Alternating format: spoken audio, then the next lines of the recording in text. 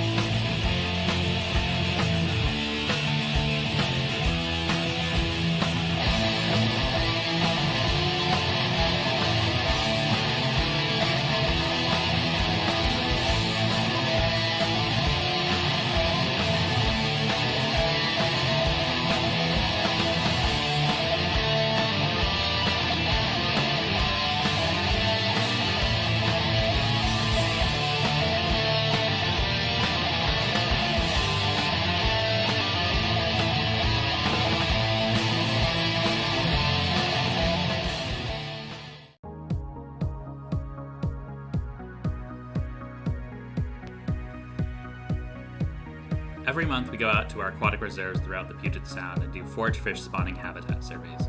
What are forage fish, you might ask?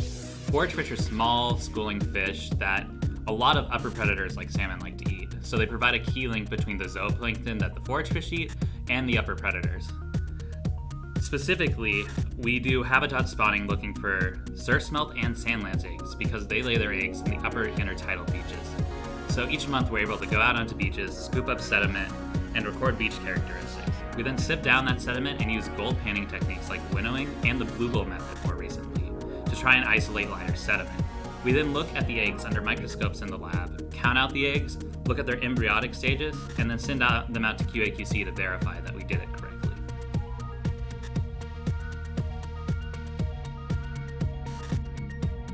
Even though this work can be tedious at times, it takes us to exciting places like Protection Island. This island is a national wildlife refuge, so it's heavily protected from visitors. Our trip was well worth the while, however, because we recorded our first ever spawning sites on Protection Island itself this year.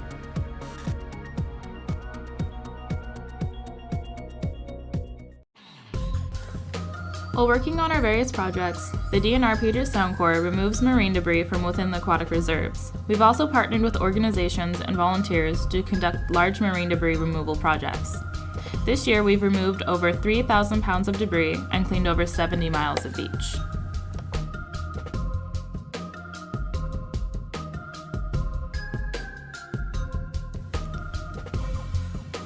We conducted baseline amphibian surveys for Northwest Trek using the Washington Department of Fish and Wildlife Protocol, and we were looking for stillwater amphibians at Lake Kapowsin in Pierce County.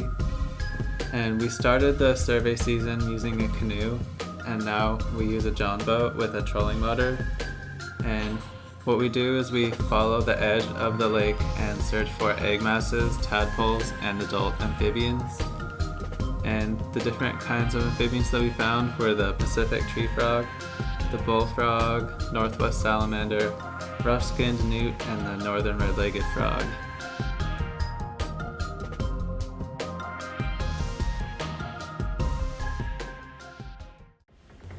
Kelp plays an important ecological role by providing habitat structure and food for marine life.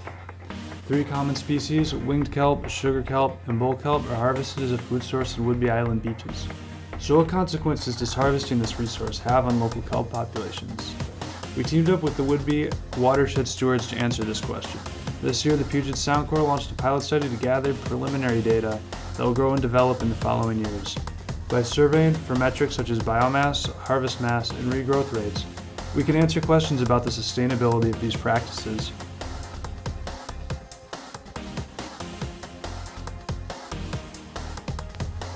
We started our water quality sampling project on Lake Kapowsin in January.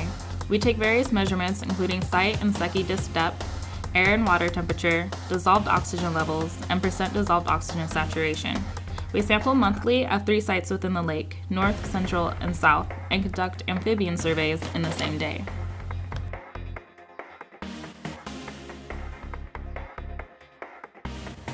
Four times a year, we visit 5 permanent seagrass study sites throughout our aquatic reserves. We follow the protocol from a global network of researchers known as SeagrassNet. At our sites, we measure plant cover, shoot density, and plant height. We collect biomass samples, which are then dried and weighed in the lab. At 3 of our sites, we also collect light and temperature data. The data we collect is amassed with the research of others around the world. Throughout the year, we've had the opportunity of working with the Pacific Northwest National Laboratory on several seagrass restoration projects. Restoration sites are planted with eelgrass harvested by divers from a donor site.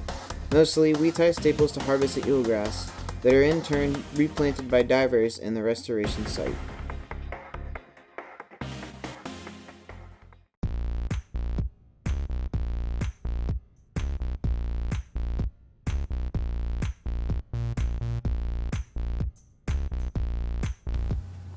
Beginning in the spring, our team works with a biologist named Walker from the Nisqually River Foundation in order to assess the health and the size of juvenile Chinook salmon. Additionally, we count and measure other significant species of fish that are collected in our nets. In order to catch these fish, we use a net with sinkers on one edge and floats on the other, which hang vertically in the water in order to enclose and catch fish when the ends are pulled together. This process is called seining.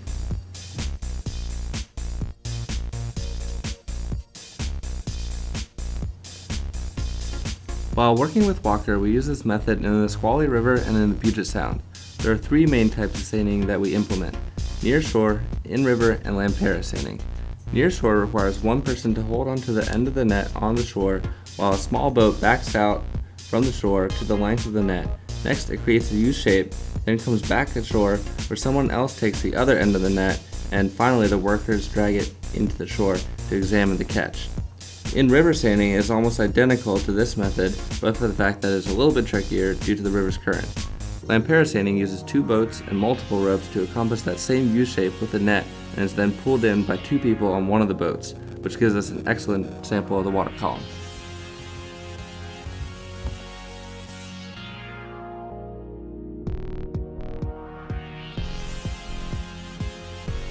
When we aren't enjoying the intertidal scenery, you can find the Puget SoundCorps on the 3rd floor of the Natural Resources Building in Olympia.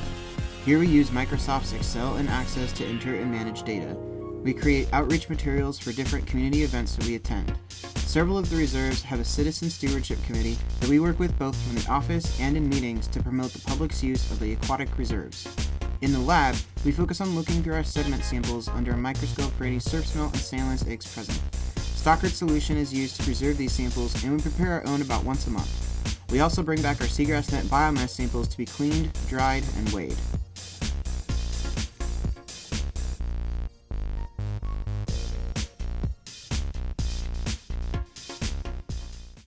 The most interesting part of my job is the field work that we do and the fact that so much of that time is spent in nature. The moment that stands out for me was my first ever fox sighting. A red fox approached us and spent nearly a half hour in our presence before we had to leave. The fact that our work will have an impact on the lives of these animals makes it worthwhile.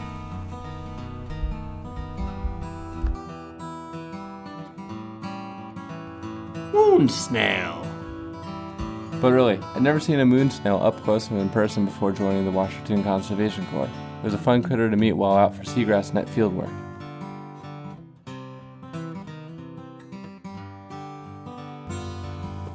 My favorite moment this year was when we found our very first amphibian egg mass, and it was a northwest salamander egg mass, and it was really cool because I had never seen one before, and They're a really large, orange-sized gelatinous blob, and it was really cool to finally hold one for the first time.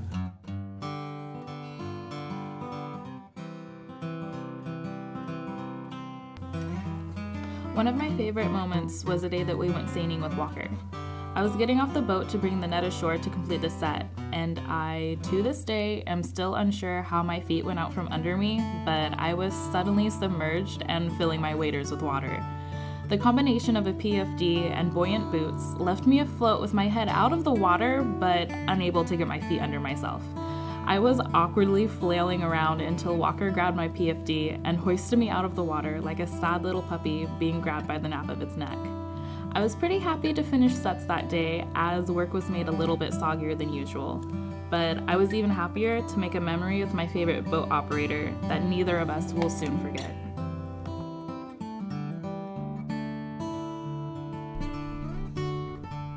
I'm a bit of a marine mammal nerd, and this entire year I've been hoping to see some whales out in the wild, specifically orcas. So when we were seining this May and a group of 10 orcas went by, I kind of lost it a little bit. I handled and measured and counted the fish faster than I ever thought I possibly could, in hopes that we would be able to catch up to them and see the orcas in the boat. And luckily we were able to, and a couple orcas actually popped up about 200 feet from us and kept up pace with the boat. So that was probably my most exciting moment this year.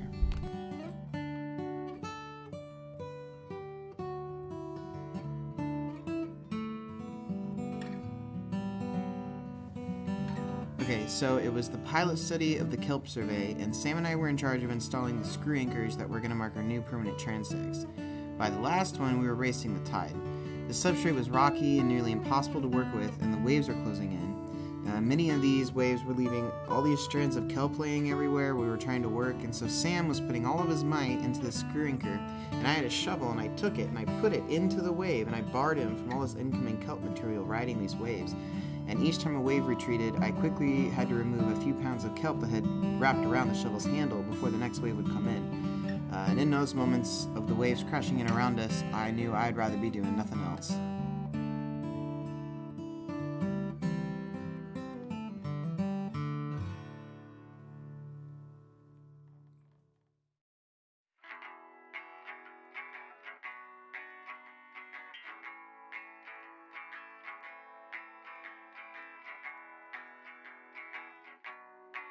Aside from walking away with great memories and new friendships, I'm also leaving with new knowledge of marine and freshwater ecosystems, and unique experiences that have made me fall in love with fieldwork. I'm leaving this position knowing that I found a field that I love and will be happy to continue investing my time into. My takeaway from the year is that even though freezing weather can be brutal, it can also be your friend when you're working on top of cow manure. Probably the most useful skill that I've gotten from this job is just the problem solving that comes from working in the field and having to work around the tides and Mother Nature. So with that, hopefully I'll be able to apply it for whatever job I want, field or otherwise. I head into the next year with a deeper understanding of marine ecosystems and feeling thankful for the opportunities that this job gave me, as well as for the people that I was able to meet. I will take with me the skills gained from a year of applied science project and memories of a time spent with a great team. The past year has really helped me learn a lot about the marine world within the Puget Sound that I didn't know about before, and also I got to see a bunch of really neat places that I would have never been able to see